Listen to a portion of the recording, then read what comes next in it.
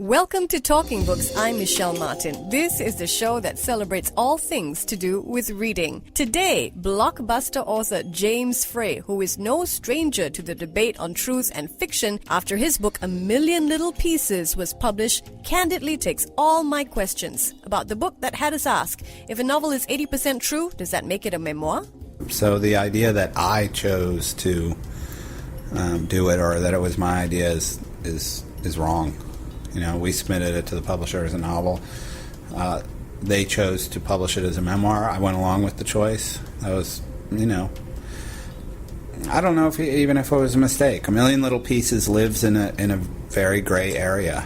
I speak to Frey about Endgame, his new novel set for release on October the 7th, and a book that, in my opinion, could redefine what the novel is for the future. To give it to them. We wanted to make a book that was more than a book. A book, we call it the 21st century book. Yeah. Then we get an exclusive look at Frey's upcoming book, where he, unsurprisingly, again, plays with the line between fact and fiction. This time, though, on his own terms, as he presents his life in fiction, in a yet-to-be-published book whose title we now know. The book is called Katarina.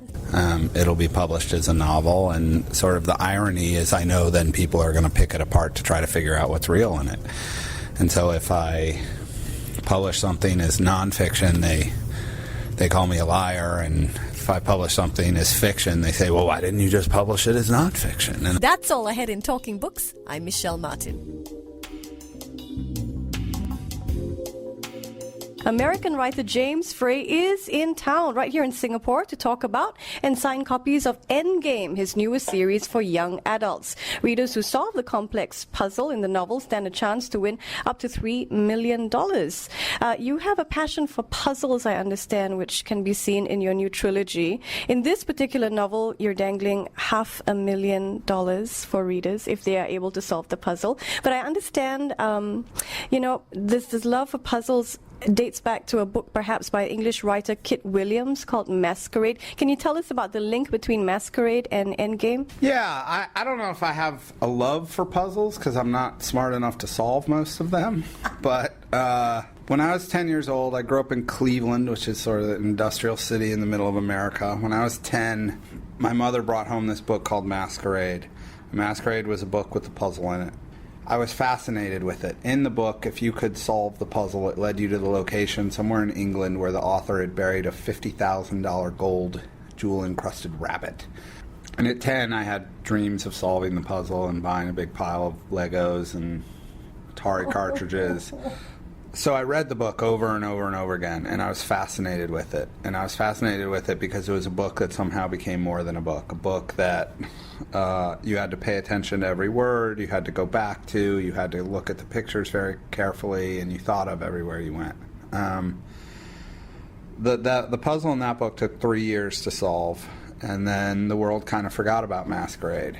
I never really did. I always thought about it, and I always wanted to write a book with a puzzle in it.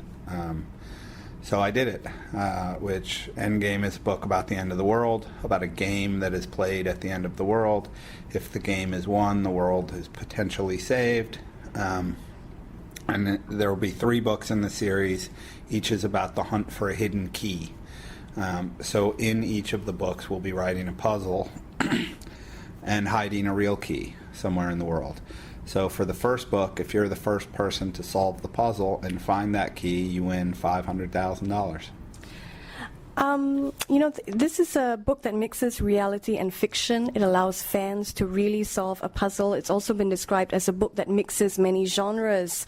You have to read the book, find the clues, solve the puzzle in the real world. Do you think in this internet age, people come to books wanting a different reading experience from the traditional novel? And was this book built from the start with that in mind? I think, I'm not sure readers actively seek it out, but we wanted to give it to them. We wanted to make a book that was more than a book. A book, we call it the 21st century book. Yeah. We have all of this technology at our disposal now. Phones, the internet, all these extraordinary things. And the idea that this technology isn't going to bleed into storytelling and become a part of it is naive to me. So I wanted to do it. I do know that as a reader, and I look at things a lot of times that I do as how I would view them if I were a reader, because I do love books and still read a ton. I would think it was cool. I would think it was fun. I would want to explore it. The bigger the world, the deeper the world, the better. It's why we see movie adaptations of films becoming so popular, or video game adaptations of books becoming so popular. And Endgame was designed from the start to be sort of a full world that exists both on the pages of the book, but also all over the internet and social media, in puzzles, and eventually in video games and movies. Do you think the internet is changing the way we read, though? I mean, are you still able to read a book, cover to cover with that same sort of ferocious attention, or, is the internet sort of changing our attention spans? We talk about real intertextuality and, moving from different sources very quickly now. I mean, if a book's good enough and exciting enough and fun enough, yeah, it'll keep my attention. I've been in Asia now for 2 weeks, and I've read 5 books while I was here. On paper or electronically? On an iPad. Is digital changing reading? For sure. I mean, in America, 50% of the books sold now are digital books. So it's definitely changing it. We don't know how it's going to change it. We wanted... with Endgame, I wanted, along with my partners, Google and Fox and HarperCollins, to be the people who are helping determine how it changes, or being people who are involved in building the future and creating the future of books and storytelling and literature. So I understand you placed a box of gleaming gold worth $500,000 inside Caesar's Palace in Las Vegas, and you're offering that prize to anyone who can solve the puzzle. So tell me, what do I need to do to win all that gold? Well, I'm not legally allowed to tell you what you need to do to win all that gold, but yeah. The prize for the book, as we talked about, is $500,000, and gold plays a part of the story. So we wanted the prize to be in gold. I also wanted it to be on public display so people could go see it. So we bought $500,000 worth of gold coins, and we put them in a bulletproof box, and we bolted it to the floor of Caesar's Palace in Las Vegas, Nevada. And as I mentioned, the book is about the hunt for a key, and we hid a real key somewhere. That key that we've hidden opens that box. So if you're the first person to solve the puzzle and you receive that key, we will take you to Las Vegas, and you get to open that box full of gold and walk away with it. How hard is it to create a really good puzzle as a writer? I didn't create the puzzle. I'm not smart enough to create the puzzle. In the initial drafts of the book, I wrote a version of what I thought the puzzle should look like and how I thought the puzzle should function. And then I hired some PhDs from MIT to write the real puzzle. So it was people who were way, way smarter than me. It's a group of guys in Los Angeles called Futureruption. They're uber geniuses, and they do this. They do what I can't do. I would have never, if I wrote a puzzle, it would have been solved in a couple days. Is Endgame inspired by anything else that you were reading at the time? Did anything else that you were reading sort of filter into the book in any way? I mean, not directly. I mean, if it was inspired by, or if it was influenced by anything, it was like great adventure books I read when I was young, like J.R.R. Tolkien, The Lord of the Rings, great adventure trilogy. Alexander Dumas, who wrote The Three Musketeers and The Count of Monte Cristo. People have all heard of The Three Musketeers and The Count of Monte Cristo, but I don't know really almost anyone who's read them besides me. They're amazing. They're grand, epic adventure books, and they're fun. And I read them as a kid. I've read them as an adult. They're amazing. I was inspired by those kinds of books, not really by anything I've read recently or in the past 10 years. What are you reading now? What am I reading now? So the last few books I read a book called The Sun by a guy named Philip Meyer, which was amazing. It's a book about the history of Texas, a novel. I just read a book called Redeployment by Phil Clay that won the National Book Award in America. It's a book about the Iraq War, also amazing. I read a book called The Book of Strange New Things by this English dude named Michael Faber. That was pretty great. Those were the last three. I read those in the last week. My reading interests are wide. I read some serious literature. I read some commercial fiction. I read some YA. I allow my interests to take me wherever I feel like I want them to take me.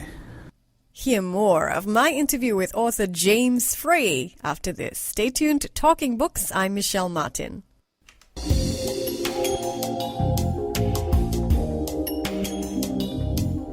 Welcome back to Talking Books. I'm Michelle Martin. We continue with my interview with James Frey. Find out more about his new upcoming book, Endgame, and a book that he is still writing about his life. It's a novel called Katarina. We'll have the exclusive details coming right up. With I Am Number 4 or the Lorien Legacies, and with this new series as well, you seem to be targeting a young audience. What about that particular group draws you to them? I've had an odd career in that I've written 4 adult books, and then I've done a bunch of books for younger readers.